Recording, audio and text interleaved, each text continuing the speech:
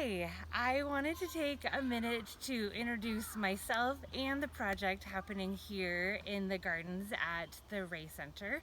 My name is Kelly, and this is my second year working for the Ray Center. I have a background in ecology and a long history of garden installation, gardening, farming, garden education, all those kind of things. And this is a project that we are pretty excited about here, so I wanted to introduce the community to it. So here we are in the process of installing a hands-on walk-through community-friendly pollinator garden. So there are multi-layers of things happening here. One is a pollinator garden.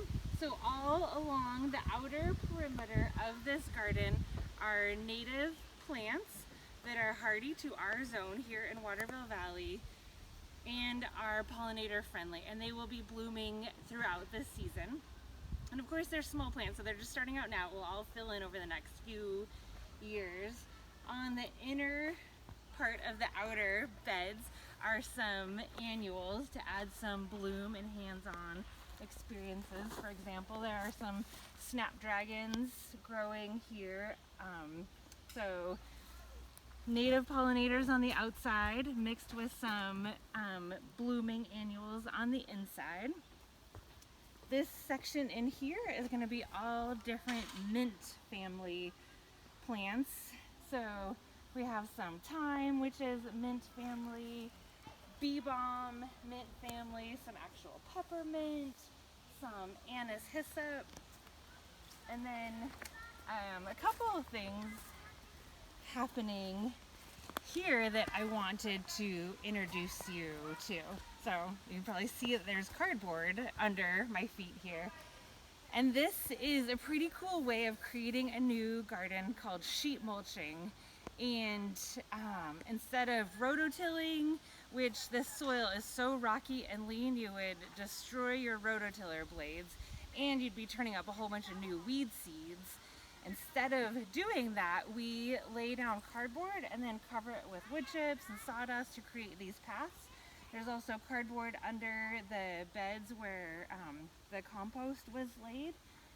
So by using cardboard as a base layer in the garden, we are upcycling the cardboard. And so instead of recycling it, shipping it off someplace, we are creating a carbon sink. So it's a way of carbon sequestration. So laying it here, it's just carbon, it will decompose, it will return to the soil and act as a weed barrier. So it's a win-win. And this all comes from right here in the valley from over at the Adventure Center, you know, bike boxes and ski boxes that we're using here. So just keeping things out of the landfill right here in our community is pretty exciting. And then in this section here is all hands-on culinary and medicinal herbs. So we have things like lemon balm and catnip, and a variety of basil over here, calendula over here, which are edible flowers. And then over into the back row, which are more native perennials and medicinal plants.